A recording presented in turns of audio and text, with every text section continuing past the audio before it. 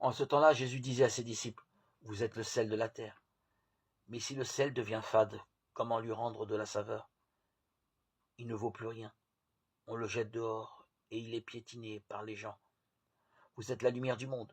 Une ville située sur une montagne ne peut être cachée. Et l'on n'allume pas une lampe pour la mettre sous le boisseau. On la met sur le lampadaire et elle brille pour tous ceux qui sont dans la maison.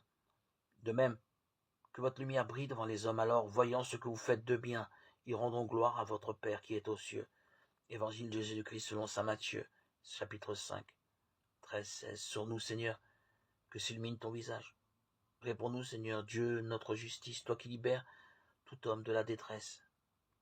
Toi qui as pitié de nous et qui écoutes notre prière. Un chrétien fade passe inaperçu aux yeux du monde. Il suit le courant, se laissant porter à la dérive. Mais celui qui vit l'Évangile ne peut, malgré lui, qu'interpeller par ses œuvres.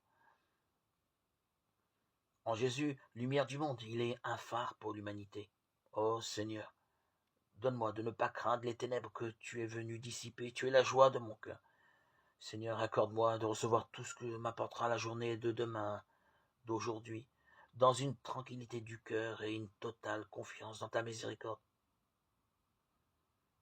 Donne-moi, Seigneur, la patience de persévérer dans le saint exercice de la méditation, d'être toujours content de commencer à petits pas jusqu'au moment où tu auras des jambes pour courir et mieux encore, des ailes pour voler, comme nous le dit les Écritures.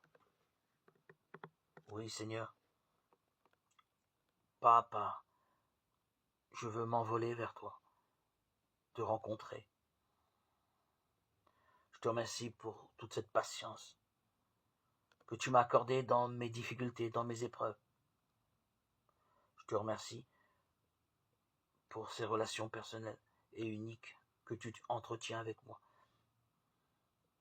Je peux aujourd'hui et toujours en ta présence voir, vivre l'avenir sereinement,